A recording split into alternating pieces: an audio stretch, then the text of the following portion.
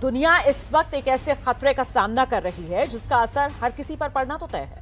रूस और यूक्रेन के बीच 8 दिन से जंग जारी है और इस लड़ाई के कारण कच्चे तेल की कीमतें लगातार बढ़ रही हैं। भारत के लिए ये एक बुरी खबर है क्योंकि चुनाव के कारण हमारे यहाँ आप जानते हैं ये पिछले 3 महीने से पेट्रोल और डीजल मतलब एक तरीके से तेल के दाम है वो नहीं बढ़ाए गए हैं। लेकिन अब तो चुनाव खत्म होने में 4 दिन बाकी हैं। जी 7 मार्च को उत्तर प्रदेश में 7वें और आखिरी चरण के लिए वोट डाल दिए जाएंगे। यानी ये समझ लीजिए आप कि भारत में महंगाई से मोहलत के भी अब बस सिर्फ 4 दिन ही बाकी हैं। 7 तारीख को आखिरी चरण का मतदान होते ही जानकारों के मुताबिक पेट्रोल और डीजल के दाम बढ़ना तय। तो अब सवाल यह है कि 3 महीने से जो दाम बढ़े नहीं वो कच्चे तेल की महंगाई के कारण अब कितना ऊपर जाएंगे और उसकी वजह से महंगाई और कितनी बढ़ेगी। यानी भारत पर महंगाई का डबल अटैक होने वाला है और आम लोगों पर महंगाई के इस हमले का काउंटडाउन शुरू हो चुका है। तो चेरनीहिव इस काले धुएं की चपेट में आ चुका है। इस धुएं की वजह है शहर के तेल डिपो पर हुआ मिसाइल अटैक। करीब 3000 क्यूबिक मीटर डीजल ईंधन की क्षमता वाले इस तेल डिपो पर मिसाइल गिरते ही भयानक आग लग गई। लेकिन तेल की ये आग सिर्फ यूक्रेन तक नहीं रुकेगी। रूस और यूक्रेन की जंग के कारण दुनिया भर में कच्चे तेल के दाम में आग लग चुकी है। अंतर्राष्ट्रीय बाजार में कच्चे तेल की कीमत पिछले 9 साल के उच्चतम स्तर पर पहुंच चुकी है। सिर्फ 10 दिनों में कच्चा तेल 22% महंगा हो चुका है। 22 फरवरी यानी युद्ध शुरू होने से पहले कच्चा तेल करीब $97 प्रति बैरल था। 3 मार्च को ये बढ़कर $118 प्रति बैरल हो चुका है, यानी 10 दिनों में लगभग $21 का उछाल। कच्चे तेल की कीमतों में आए इस उछाल का सबसे ज्यादा असर भारत पर दिखने वाला है। आपको समझाते हैं कि कैसे कच्चे तेल के कारण हिंदुस्तान पर महंगाई का डबल अटैक होने वाला है। अंतर्राष्ट्रीय बाजार में कच्चे तेल की कीमत $1 बढ़ने से भारत में पेट्रोल डीजल की कीमत 50 से 60 पैसे बढ़ जाती है। यानी अगर युद्ध शुरू होने के बाद से दुनिया में कच्चे तेल की कीमत $21 बढ़ चुकी है, इसका मतलब ये हुआ कि भारत में पेट्रोल करीब 13 रुपए महंगा हो जाना चाहिए। यानी कच्चे तेल की अंतर्राष्ट्रीय कीमत के हिसाब से आज की तारीख में दिल्ली में पेट्रोल 108 रुपए लीटर मिलना चाहिए, लेकिन मिल रहा है 95 रुपए लीटर।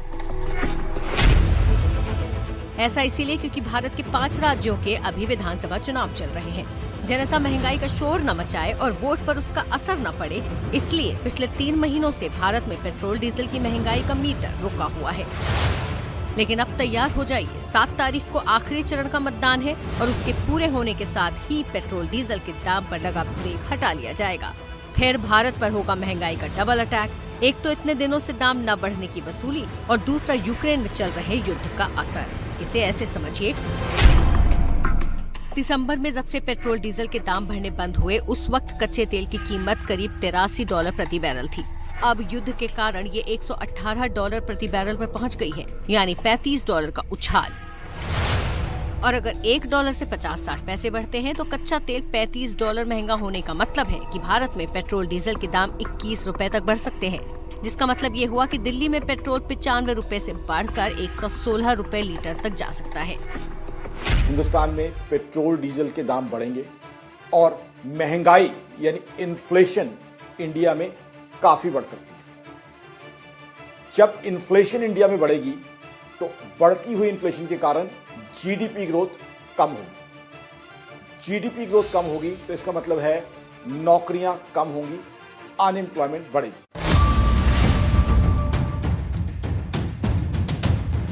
यानी भारत की जनता के लिए अब बस 4 दिन की चांदनी, फिर अंधेरी रात। 4 दिन इसीलिए क्योंकि 4 दिन बाद चुनाव खत्म हो जाएंगे। फिर जैसे ही पेट्रोल डीजल के दाम बढ़ेंगे वैसे ही महंगाई का चौतरफा अटैक शुरू हो जाएगा। आप ये मान के चलिए कि अभी चुनावों के बाद पेट्रोल और डीजल के प्राइसेस बढ़ने ही बढ़ने हैं। जब पेट्रोल और डीजल के प्राइस बढ़ेंगे तो भाड़ा भी बढ़ेगा, मालों का, सब्जी, खाद्यान्न, ये सब। अब पब्लिक को 2-3 महीने 4 महीने महंगाई को झेलने के लिए तैयार रहना पड़ेगा। इसी को ध्यान में रखते हुए सीहोर में किसानी करने वाले MS मेवाड़ा ने अपनी तैयारियां शुरू कर दी हैं। डीजल के दाम बढ़ने के डर से उन्होंने पहले से ही अपनी जरूरत का डीजल इकट्ठा करना शुरू कर दिया है। अभी यूक्रेन में और रूस में युद्ध चल रहा है और भारत में तो इतना डीजल पेट्रोल पैदा होता नहीं है। वहीं पेट्रोल होता, अभी डीजल होता है।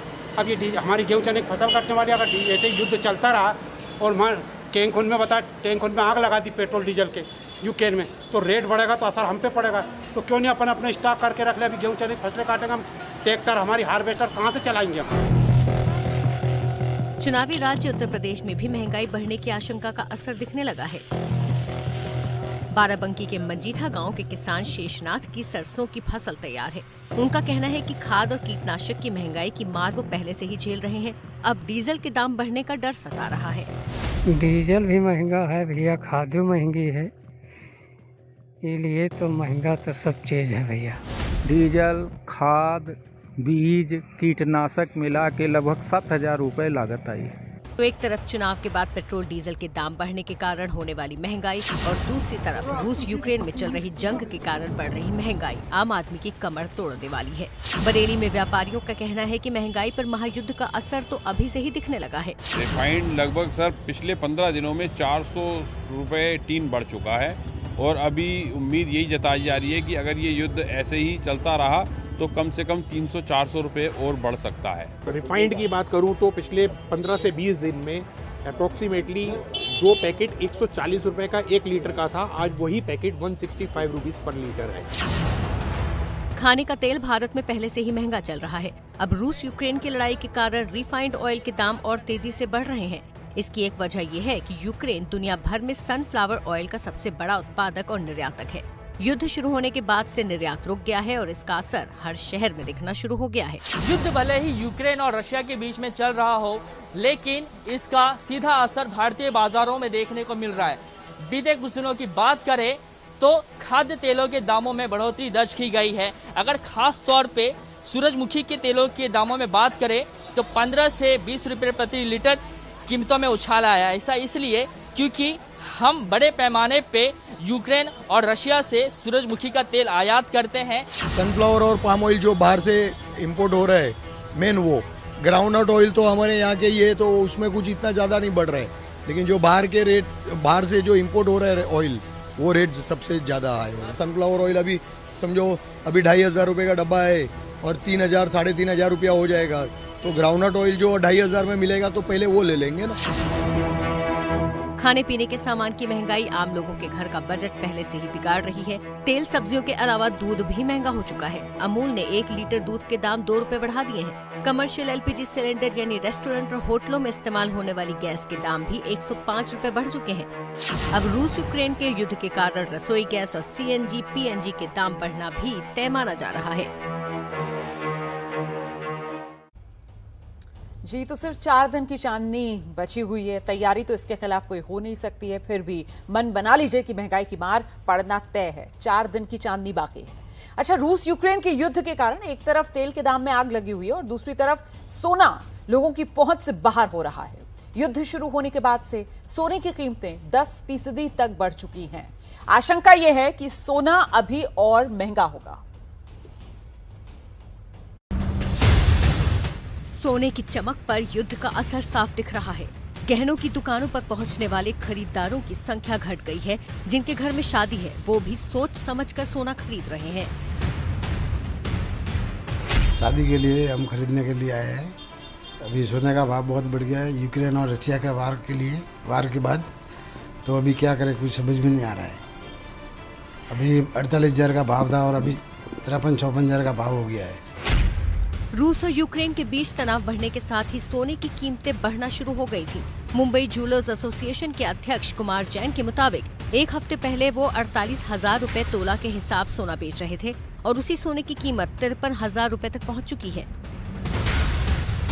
मुख्य कारण जो वॉर है उसकी वजह से ही सोने में तेजी आई है। नहीं तो स्टडी जो मार्केट था 48-49 के आसपास था, लेकिन अब जो 53 के आसपास गया है या 53.5 तक गया है, वो धीरे धीरे अगर वॉर के कुछ सेटलमेंट, कुछ अच्छे अंसार आते हैं या कुछ अच्छा रिजल्ट आता है या उनकी बातें होती है दोनों कंट्री की, तो शायद ये सेटल हो जाएगा। और फिर भी सोना जो है हम 50 के नीचे नहीं देख रहे हैं। जो 48-47 का जो स्तर था वो कहीं जाके ऊपर चला गया है। तो ये सब मिला जुला के देखते हुए आने वाले समय में भी जो 47-48 का मार्केट था हो सकता है अब 53 और 54 के आसपास जा सकता है।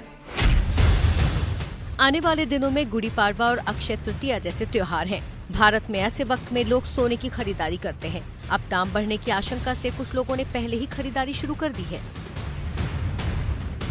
जो सिनारियो दिख रहा है कि वो वॉर अभी खत्म होता नहीं दिख रहा है, तो ये लगता है कि सोने का भाव भी 55,000 60,000 क्रॉस कभी भी कर जाएगा।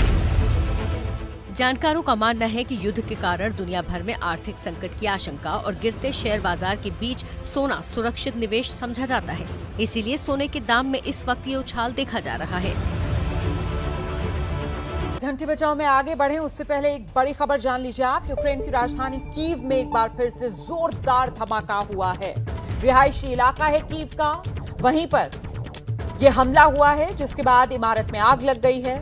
आइए जरा तस्वीरें भी आपको दिखा देते हैं।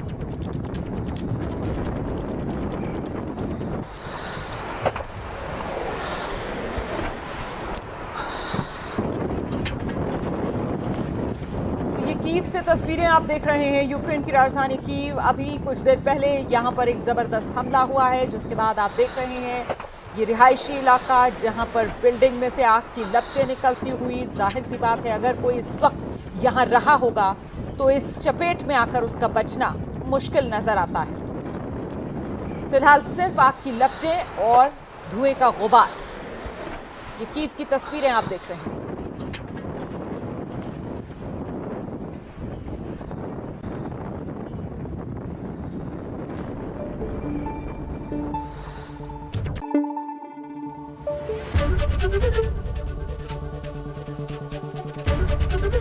एबीपी न्यूज आपको रखे आगे।